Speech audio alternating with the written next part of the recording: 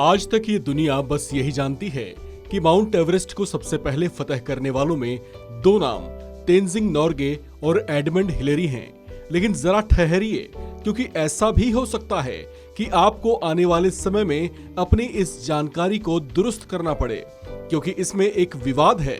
विवाद ऐसा जिस पर से पर्दा उठा तो एवरेस्ट पर चढ़ाई के इतिहास से जुड़े फैक्ट्स बदल सकते हैं।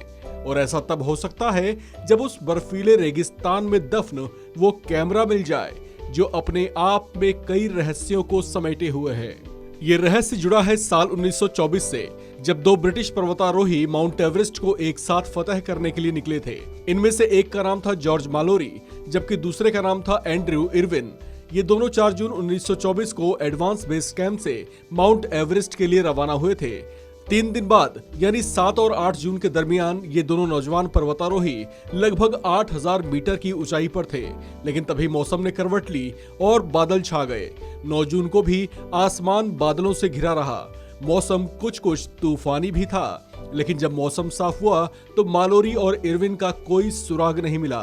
38 साल के मालोरी और 22 साल के इरविन दुनिया की सबसे ऊंची चोटी से कभी नहीं लौट सके। उनकी मौत के करीब 100 साल के बाद भी तमाम रिसर्चर्स और दूसरे पर्वतारोहियों में ये बहस होती रहती है कि क्या मालोरी और इरविन शिखर पर चढ़ते समय मारे गए थे या फिर शिखर से नीचे उतरते वक्त। इन दोनों पर्वतारोहियों को आखिरी बार जिंदा देखने वालों में नोएल ऑर्डल ही वो शख्स थे जिन्होंने ये बताया था कि जब उन्हें अंतिम बार देखा गया तो वे शिखर के बहुत करीब थे। ऐसे में इस बात की संभावना बहुत ज्यादा है कि वे दोनों शिखर तक भी जरूर पहुंचे होंगे।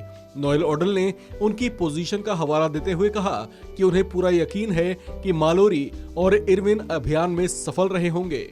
1933 के खोजी अभियान में कैंप 6 से थोड़ा सा ऊपर इरविन की बर्फ काटने वाली कुल्हाड़ी मिली थी।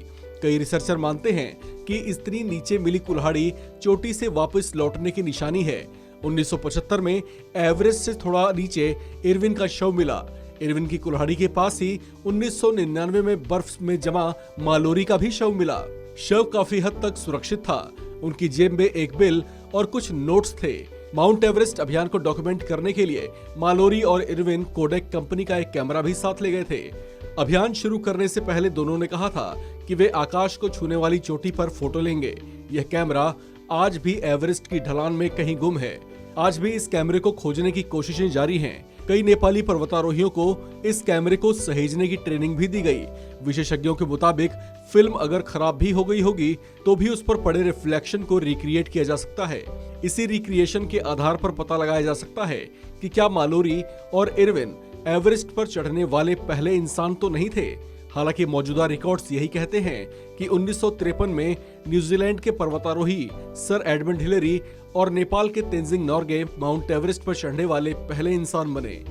इस खबर में फिलहाल इतना ही। बाकी अपडेट्स के लिए बने रहिए वन इंडिया हिंदी के साथ।